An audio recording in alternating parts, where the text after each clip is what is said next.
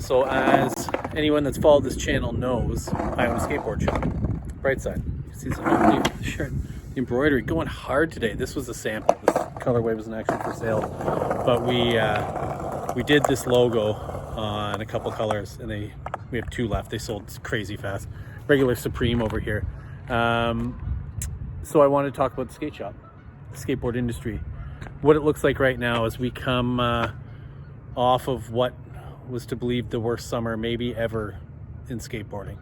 Massive reduction in number of shops selling product, and they just started to disappear. The amount of people participating was drastically down, and so here's my take as we roll into our first summer at the shop. So again, I'll just give you a quick refresher about who I am and why I'm qualified to talk about this crap. So I've owned skateboard shops since, I've worked in the skateboard industry and snowboard industry since 1996. Started with a shop that had multiple locations throughout Canada and Ontario in particular, Surf Paradise, worked there for a few years. Then started with Board Zone, who was pretty much the first to the game with mail order catalogs sent all over Canada. Worked for them for 8 years. Bought them out in 2008, and we launched Sanction, which is still open today. Amazing shop, located in Thornhill. I'm not involved, but the people that run it are amazing people. Go check them out for all your skateboard and snowboard needs. So I got out of the snowboard biz and skateboard biz technically in 2015 would be when I closed the Waterloo location. We still had our Toronto location, but I was pretty much done at that point. To get a little personal here for you, if you don't know my story, I'm in recovery. I'm an alcoholic addict, and 2015 was kind of like that tipping point when everything just kind of shit hit the fan, for lack of better terms. I was one of those guys. I'm a drunk, but it's like, I'm out here and I'm functioning, and life's not that bad, and it didn't feel like it was that bad until I kind of looked back on it and really saw the scenario. But, all these things like, I've never done this, I've never done that. And the reality was I just hadn't done them yet. And it got to the point where I was doing all the things I vowed I was never going to do. 2015 hits and I'd lost it all. I was divorced, had my house foreclosed on, lost my business, friendships ruined, relationships ruined. But at the end of the day, the worst thing that happened to me is I literally lost a piece of who I was. I'd lost my spirit, I'd lost my will and my soul, and I just didn't care what happened anymore. I didn't care what happened to me. I didn't care what happened to other people, and I was not in a good spot. I was lucky enough to be offered the opportunity to go to treatment. I said no, naturally, who wants to go to treatment? But after a couple hours, I called up those people and said, hey, you know what? I will go. And it was the first thing that I've really worked hard for my entire life. Business, relationships, friendships, sports has always kind of come somewhat easy to me. I've always been able to get by and, be a good enough friend, be a good enough partner, be a good enough business person, all these things to keep things afloat, let's say. But I never really put my heart and effort into these things. I always wanted to be loved, but I didn't want to have to give the love to the other people, you know what I mean? So half measures, that was the way I rolled. And it really reflected in the way I was living my life. So fast forward to 2015 and 2016, sorry, I get sober and I make some changes in my life. And, I found what really ignited me again. And I found that person that was in there that I'd been missing. And, it felt really good to be back doing the things that I love to do. One, working on cars. Like, this is something that when I lost my license, I wasn't able to do. I wasn't able to work on cars, play with cars, drive cars. And, it felt really good to get back to that because I missed doing those things with friends. Now, my friends aren't traditional car community guys. Yeah, my friends will have modified cars, but it's not like we don't go to shows and things like that. So they were still around, but like when an active addiction, people don't want to be around you. Let's be serious. But I really reignited my love and my focus and desire to get back into the skateboard game. Not so much snowboarding. I love snowboarding. It's something that I will always do, and it's something that gave me great relationships and adventures and travels and really kind of sculpt who I was as an individual. I'm definitely a much better snowboarder than I am skateboarder, and that allowed me to do a lot of cool things in my life, you know, working for amazing brands and being involved with the scene as a whole. But I don't want to do that. I don't want to ever own a snowboard shop again. I don't want to worry about bad winters. I don't want to worry about managing, you know, $500,000 worth of inventory and so on. The reality was I wanted to get back into the skateboard game because I love skateboarding. I love everything that encompasses it, the art, the culture, the soul, the vibe, everything that comes with it. And it's what I needed to do. That's what I really felt was missing in my life. And, you know, now that I'm back at it, it feels like I'm back. So, state of affairs of skateboarding. Long story to get to where we are here. Last year, when we opened the shop, we were told repeatedly by distributors and people in the industry that skateboarding is on this massive decline, and it's, you know, it's on its way out. And you know, it's crazy to see people getting back into it, and people were stoked that we were getting back into it, but I'm sure there's a lot of questions. The reality is that I didn't really care whether the shop succeeded or not, and I don't care really whether it succeeds or not in terms of financially. It's not my sole means of income. It's not even a means of income, let alone my sole means.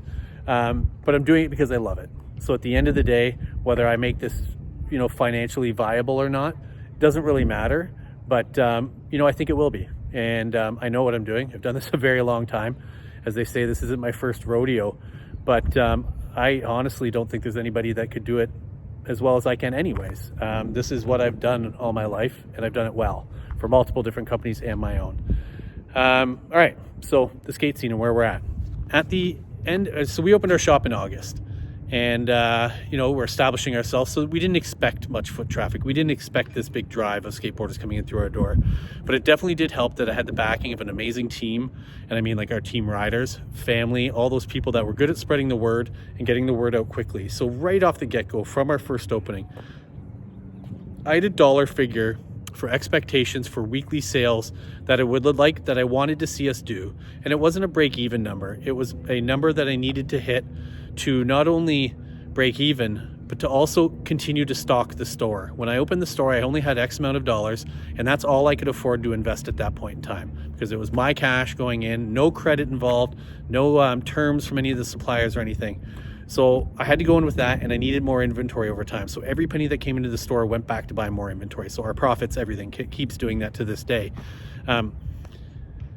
And what we saw is that there was a community still here in the region. And Kitchener, Waterloo, Cambridge, about 700,000 people. We have about 10 to 12 parks, and it's supported, but very spread out scene. There's people that go to Park A that don't know people at Park B, and so on. So there's not really a hub, and that was the importance of a skate shop. To have that hub, have that meeting spot, a place to put videos on, and just kind of have events and things like that, and a place to kind of push the scene too. And push the scene out to the general public. Things started to roll.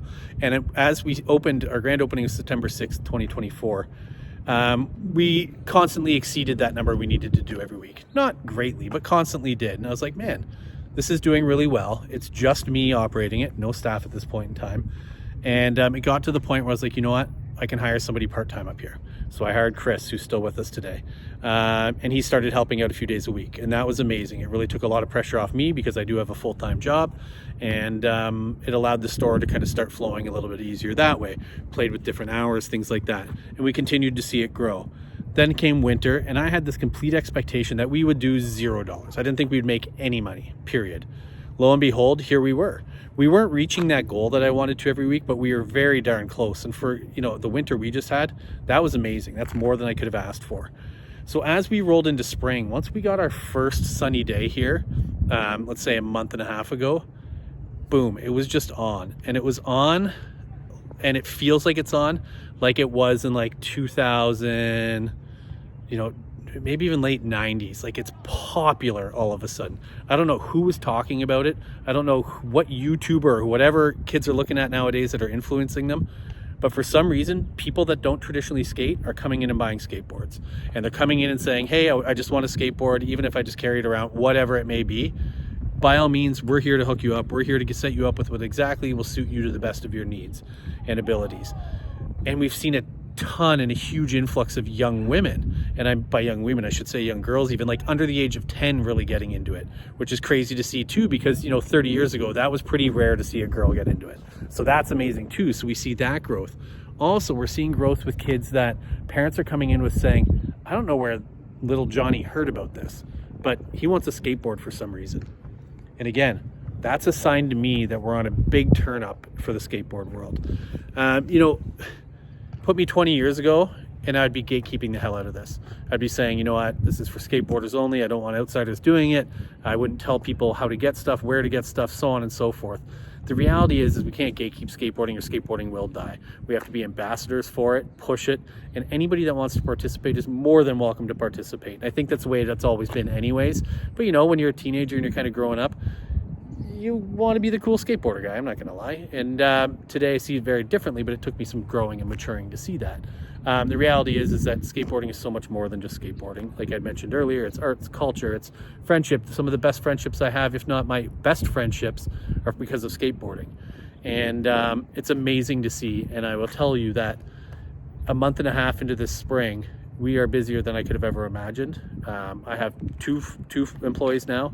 I never intended to have employees. It's sustainable to the point where, we're paying all our bills. I have a couple employees, so we're putting back into the community that way. And it's amazing. And we're just continuing to grow, sorry. And I think skateboarding's back. I think it's back hard. It's great to see all these reissues coming out. It's great to see World Industries coming back with reissues, all these cool things that are inspiring, like that 30 and 40-year-old skateboarder to get back out onto the board. We're selling a lot of completes to older people. By older, I mean, late 30s, early 40s that are getting their kids into it. And that's amazing. These are good things for skateboarding. So I hope anybody that's seeing that's maybe works in the skateboard industry, this can maybe give you a little bit of hope, because if in our town of 700,000 people, 3 cities combined, has this much momentum going, it's got to be carrying over somewhere else. I know it feels like it's really down and out at the moment, but it's got to be coming back, because if it's coming back here, somebody's said something somewhere else. So I just wanted to say that skateboarding's back. It's back hard. And if you don't have a skateboard now, go onto our website and buy one. Don't buy one from anybody else. I'm just joking. Go support your local skate shop. If you have a local skate shop, don't buy from the internet. You don't need to. And if you don't, buy from the internet. Go to our website. Free shipping over $150 Canadian. So if you're in the US, that's hella cheap for you. And we do ship to the US. We've sold lots of boards to the US. So skateboarding's back. Go out, skateboard. We have a big event planned for Go Skateboarding Day, June 21st. And we're hyped for that. So this was some skateboarding content. Talked about cars a little bit. It's time for me to cruise around and get out and go hit the park myself. So thanks for watching. As it used to be, this is no bad days, because there are no 24 hours that are all bad. Get out there, have some fun. Thanks so much for watching. I'm Ryan. Peace.